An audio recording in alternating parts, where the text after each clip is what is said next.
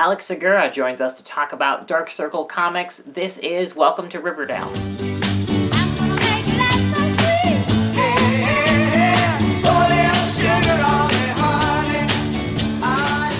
Hey folks, my name is Jonathan. Welcome to lovely Riverdale, USA. This week we wrap up our special edition NYC coverage with a chat with Dark Circle editor Alex Segura. All right, Alex, we're here at Special Edition NYC, and the last time we spoke was a few months back, just as Black Hood had launched, and since then we've seen obviously the Fox come out, and we're just a few weeks ahead of checking out the Shield. So how's the line been rolling out? Tell us about that.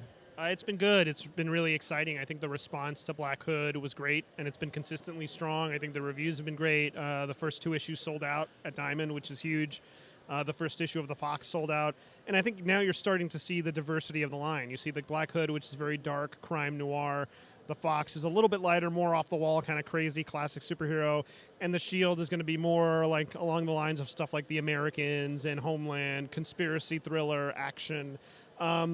And we've got some other stuff coming up. Hangman's going to be very dark horror, but urban horror. And then we've got a few other titles that we're going to announce fairly soon. Is there anything you can tell us, hint at, about the Hangman?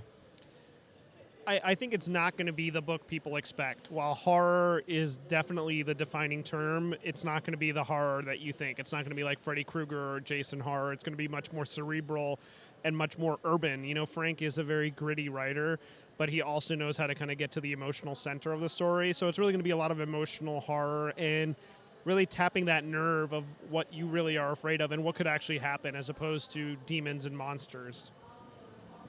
Awesome. Let's talk a little bit about the Black Hood, because the Black Hood really came out and kind of set, the tone, gave people an idea of what this whole Dark Circle imprint is going to be like. What can we expect coming up from that? And what has been, you as the editor of the book, what have been the things that you've been most excited about to see in that book?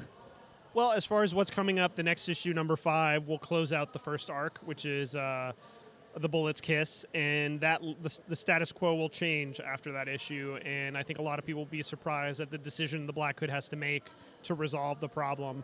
And then issue 6, which comes out in October, the same month as the collection for the first volume, will be a standalone issue penciled by a very known artist. It'll give, we get to give Michael Gaydos a little bit of a break, and then we come back with issue 7 the next month, and Michael returns, and we have a whole new arc. And it really kind of helps define what the Black Hood will be moving forward.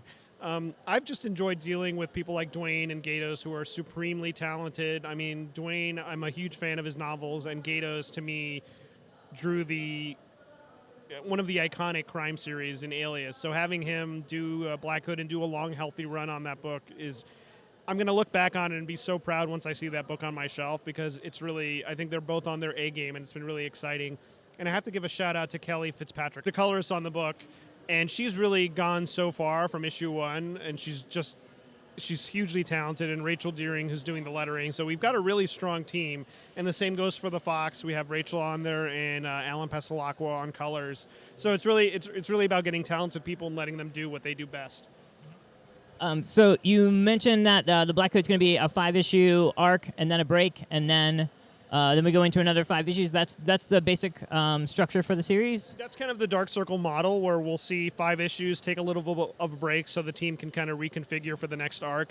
And it also gives retailers a chance to sell through of those single issues. And then so by the time the trade comes in, you can pick up the next issue 6 and a trade, and you can be instantly caught up. Or you could have already read the first 5, and you can just keep going. All right, awesome. Thanks very much, Alex. Thanks for having me. Big thanks to Alex for talking with us. You can check out my review of Black Hood number 5 on this week's Riverdale podcast. For now, let's check out the new releases of the week. Out tomorrow, July 1st, Archie Comics Double Digest number 262.